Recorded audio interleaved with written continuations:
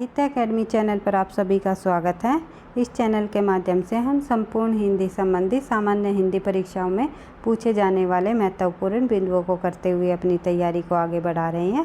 साहित्य प्लस व्याकरण से संबंधी जो परीक्षाओं में प्रश्न पूछे जाते हैं सामान्य हिंदी से संबंधी, उन सभी प्रश्नों को करते हुए, उन सभी महत्वपूर्ण तथ्यों को करते हुए हम आगे बढ़ेंगे। तो आज की क्लास की हम शुरुआत कर लेते हैं।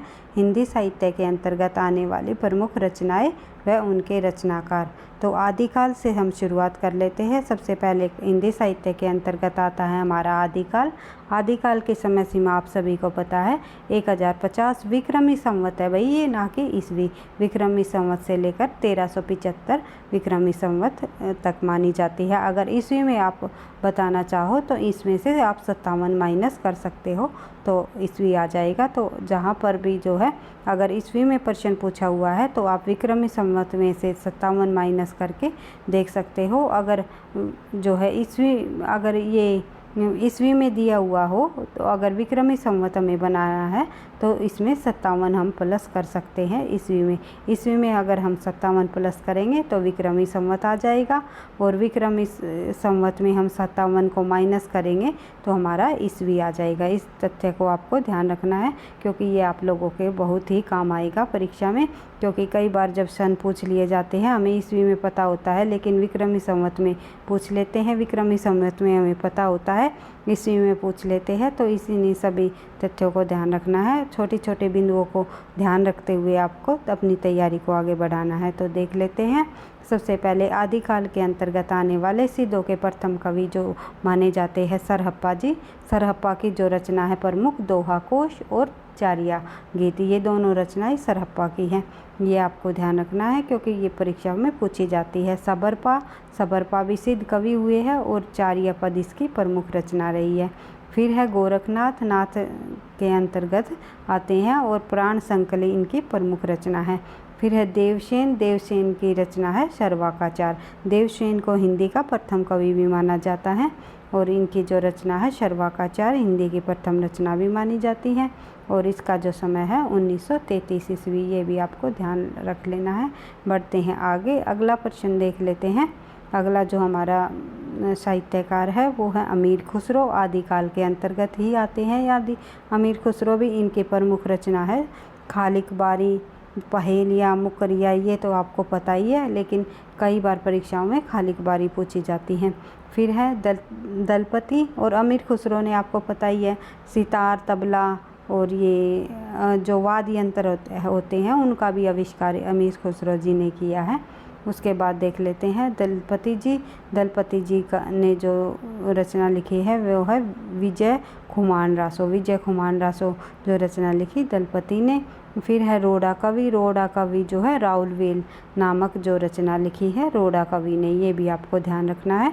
और राउलवेल जो हिंदी की प्रथम ऐसी रचना है जो शिलाओं पर लिखी गई है और ये एक चंपू काव्य है, ये भी आपको ध्यान रखना है। उसके बाद देख लेते हैं नरपति नाल्या जी की रचना। नरपति नाल्या ने लिखी है बिसल देव रासो। फिर सारंगधर ने किस रचना को लिखा है वो है हमीर रासो नाम से रचना लिखी है सारंगधर सूरी ने। फिर है जगनिक ने लिखी है परमाल रासो। उसके बाद चंद बरदाई का तो आपको पता ही है, हिंदी का जो प्रथम महाकाव्य माना जाता है। पृथ्वीराज रासो रचना लिखी है चंद बरदाई ने, जो कि पृथ्वीराज के ही समकालीन कवि माने जाते हैं। इनके जो मित्र भी माने जाते हैं, ये आपको ध्यान रखना है। पृथ्वीराज रासो लिखी है चंद बरदाई कवि ने। उसके बाद रासो साहित्य के अंतर्गत आती है ये। उसके बाद देख लेते हैं विजयपाल रासो के रचनाकार हैं नल्ले सिंह। फिर है विद्यापति जी की जो रचनाएं है वो है कीर्तिलता, कीर्ति पताका और पदावली। कई बार विद्यापति की रचनाओं की भाषा भी पूछ लेते हैं तो कीर्तिलता और कीर्ति पताका दोनों रचनाएं जो है अवहट भाषा में लिखी गई है और जो पदावली जो इनकी किस भाषा में है, मैथिली भाषा में लिखी जाने वाली रचना है पदावली। और किसको आधार बना करके लिखी गई है पदावली विद्यापति ने, ये जयदेव जो संस्कृत के विद्वान हुए हैं जयदेव जी, उनका ग्रंथ है गीत गोविंद। गीत गोविंद को आधार बना करके इन्होंने विद्यापति के ने जो है पदावली के पद लिखे हैं, ये आपको ध्यान रखना है।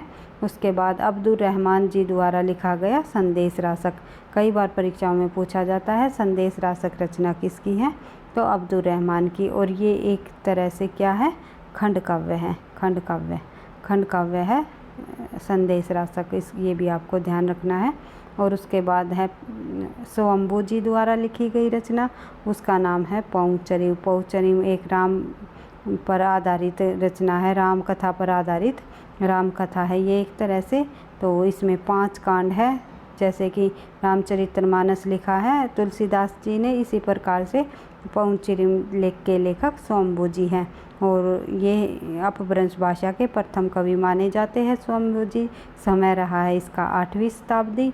और रामचरितमानस में 7 कांड है, लेकिन जो पहुचरी में 5 कांड और जो है 83 संधिया, ये आपको ध्यान रखना है। संधिया ये कई बार परीक्षाओं में पूछे जाते हैं। तो देख लेते हैं आगे।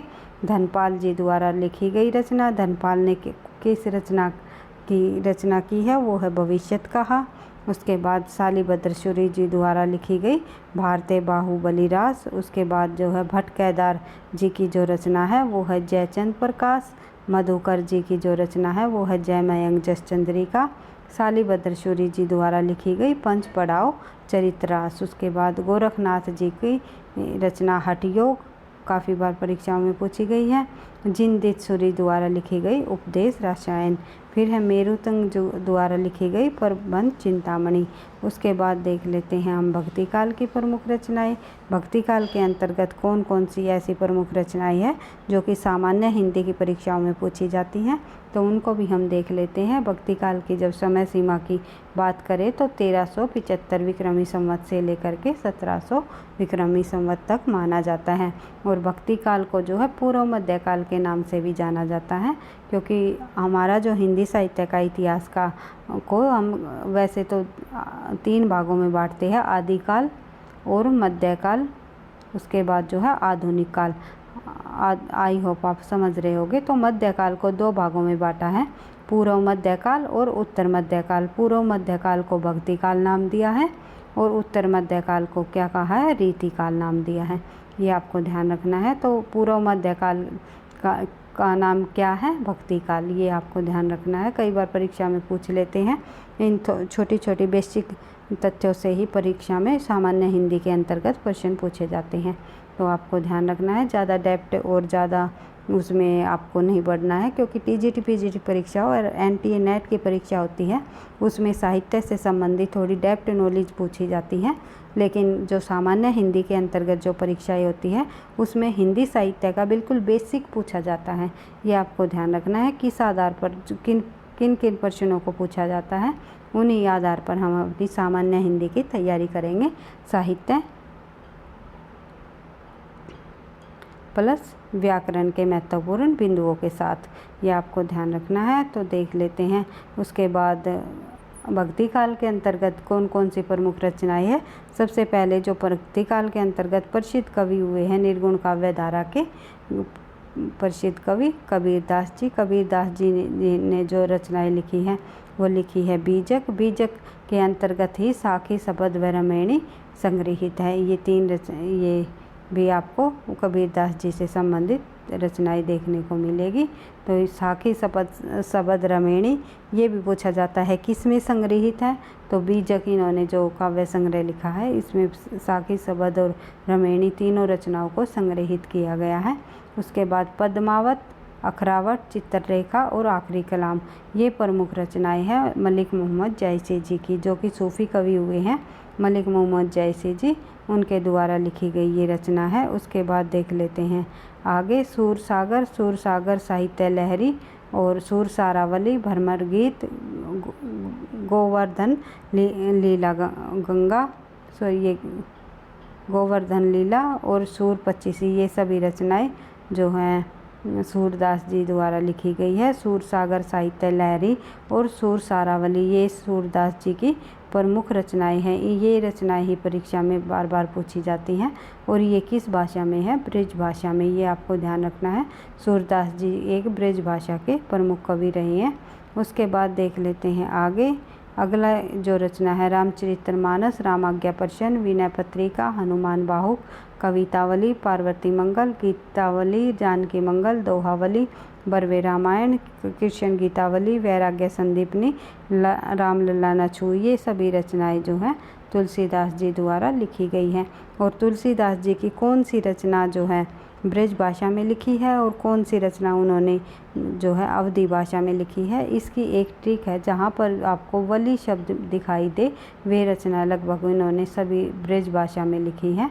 और जो जिस रचना का नाम जो है वैसे शुरू होता है, जैसे कि वैराग्य संदीपनी और जो है विनय पत्रिका, ये दोनों रचनाएं भी इन्होंने जो है ये ब्रज भाषा में लिखी है। और अन्य सभी रचनाएं जो रामचरितमानस हुई, जैसे राम आज्ञापर्शन, उसके बाद जो है हनुमान बाहुक हुआ, उसके बाद जो है जैसे जानकी मंगल, ये सभी रचनाएं, रामलला नछू, ये सभी रचनाएं इन्होंने जो है किस भाषा में लिखी है? अवधी भाषा में लिखी है। इस प्रकार ट्रिक के साथ आप इसको याद कर रख सकते हो, इनकी रचनाओं की भाषा को, तुलसीदास जी की। बढ़ते हैं आगे। अगली जो रचनाएं हैं वो देख लेते हैं मीराबाई जी की। मीराबाई जी का है नरसिंह जी का मायरा, राग गोविंद, गीत गोविंद टीका, राग सोरठा, ये सभी रचनाएं मीराबाई जी ने लिखी है। उसके बाद अगली जो रचना है जो परीक्षा में पूछी जाती है रस मंजरी, अनेकार्थ मंजरी, सुदामा चरित्र, विरह मंजरी, रूप मंजरी, ये मंजरी से संबंधित जितनी ये रास पंचादाई वेरी वेरी इंपॉर्टेंट रही है। भाई नंददास जी की रास पंचादाई कई बार परीक्षाओं में पूछी गई है। नंददास जी द्वारा लिखी गई रचना है। नंददास जी भी जो है अष्टछाप के प्रमुख कवि रहे हैं। सबसे कनिष्ठ कवि माने जाते हैं, सबसे छोटे यानी कि, और सबसे प्रथम कवि माने जाते हैं कुम्भनदास जी, और अष्टछाप के सर्वश्रेष्ठ कवि माने जाते हैं सूरदास जी। तो इस प्रकार से नंददास जी की जो रचना है रास पंचादाई, ये काफ़ी बार परीक्षाओं में पूछी गई है। और नंददास जी भी ब्रज भाषा संबंधी कवि माने जाते हैं। सूरदास जी के बाद जो ब्रज भाषा के प्रमुख कवियों में, अष्टछाप के कवियों में शामिल है वो है नंददास जी। उसके बाद सुंदर विलास और ज्ञान समुंदर, ये दोनों रचनाएं लिखी है सुंदरदास ने। फिर है रतन खान और ज्ञान बोध, मलुकदास जी ने लिखी है। फिर है हंसावली जो लिखी है वो है ऐसाइत ने। उसके बाद चंदायन या लोहर कहा मुल्ला दाऊद ने लिखी है। उसके बाद मधुमालती लिखी है मंजन कवि ने। मृगावती लिखी है कुतुबुन ने।